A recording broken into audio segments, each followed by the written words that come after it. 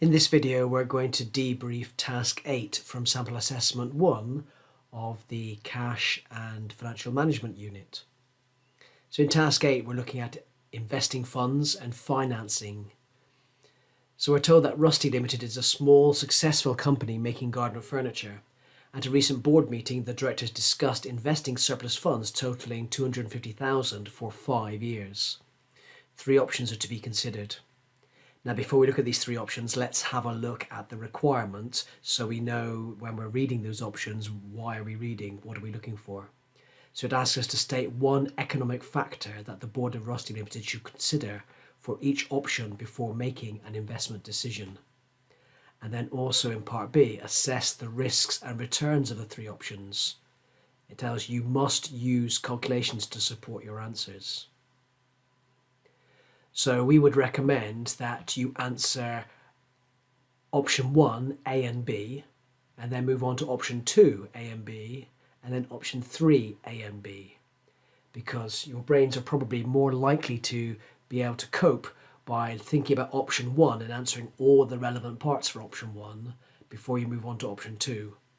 Whereas if you do part A, you look at the deposit, then the overseas bond and shares, and then when you go to part B and you start thinking about the deposit account again, you've got to remind yourself of what's going on with that deposit account. So let's have a look at option 1. So it starts off with a 120-day notice deposit account with a high street bank. So it tells us that we're going to deposit money with this bank, but we have to give 120 days advance warning before we withdraw any of that money. So our money is tied up for at least 120 days. There's a minimum investment of $250,000, which is how much we want to invest. It tells us the account carries a variable interest rate, which is currently 1.25% for the first year, and then 1.5% thereafter. So what's one economic factor? Well, we need to be aware that interest rates go up and down. And so there is a risk for us that at the moment we're earning 1.25%, but potentially we may earn less than that in the future if the interest rate changes. So there's our answer. Market interest rates may change, so Rusty may earn less money in the future. So let's also think about part B now, assess the risks and returns of 3 options. So for us to earn our marks, notice there are 4 marks available here. We need to think about the risks, we need to think about the returns, we also need to use calculations, but also it's an assessment, and so we need to have some sort of opinion overall. Do we think this is high risk or low risk? Are we happy with this? So in terms of our risks, I think it's sensible to assess that the bank is unlikely to default on the interest payments or fail to repay the capital, and therefore that's going to be a low risk. Remember, the question wants us to assess the risk, so we need an opinion. A second risk related to the deposit account is that the 120-day notice period does not allow Rusty to access the money in emergency. Therefore, that could be a problem for them if they need it for whatever reason. But it's difficult to assess whether this is a high or low risk because we don't really know about Rusty's cash needs and whether there's a chance that they will need to get that money in an emergency. Let's move on to the rewards for option 1. So you can see the calculations on the screen now. So if we're going to receive 1.25% interest in year 1, that's going to give us interest of £3,125. And then in years 2 to 5, we get 1.5%, and that's £3,750.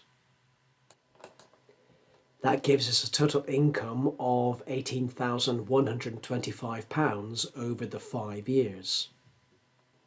So it will be useful to work out the average return on investment, and notice how the question purposely gives us 2 different interest rates in the period, so we do need to work out an average. And so if we take the 18,125 and divide by 5, that will give us the average income each year. And if we divide by the capital of 250,000, that gives us an average return of 1.45%.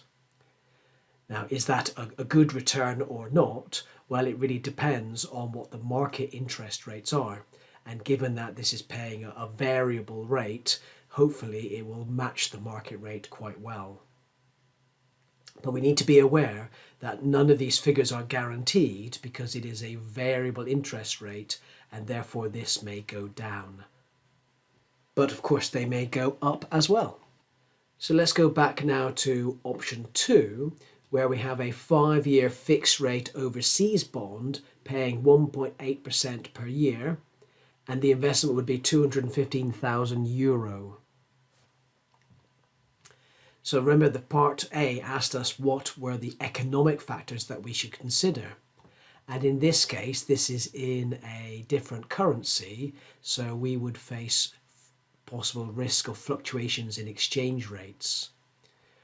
We also have interest rate risk as well, because in this case we're getting a fixed rate of interest on the bond, but we need to be aware that the interest rates may change, so potentially we may get less income on this bond compared with what we're getting on the markets. So there's our answer, that exchange rates may change, so Rusty may earn less money if the exchange rates go against us, and also market interest rates may go up. So we got a fixed rate bond here, and that may be less attractive than other bonds or other investments in the marketplace. So let's have a look at the second option in part B. So what are the risks and rewards? So the first one is that exchange rates may go against Rusty. So while interest income in euro stays the same, the 1.8%, the interest income may go down in sterling terms. The exchange rates apply to the capital we've invested as well, not just the interest. So we're going to invest €215,000 in these bonds, and we'll have to pay that in sterling to begin with. But when we get the €215,000 back again in 5 years' time and then convert that back into sterling, it could be that we'll get less money than what we paid originally to buy the €215,000. We also need to be aware that we're investing in a company's bond, and the company may not be able to repay this bond, so they may default on either the coupon payment. Remember, coupon is another word for interest, or they may default on the capital redemption at the end of the bond's life. Let's move on to the rewards now and calculate what our income would be. So if we invest €215,000 at 1.8%, we would receive an annual coupon of €3,870. Now we can't really compare that very easily with the other options because this is in a different currency. But we know we have a fixed rate for the coupon of 1.8%, which is better than the average return on the investment of 1.45% that we had with the banks. Now this is a fixed income, so we know how much we're going to be getting, but we need to remember that it is subject to credit risk, that the company may not pay the coupon or pay back our money.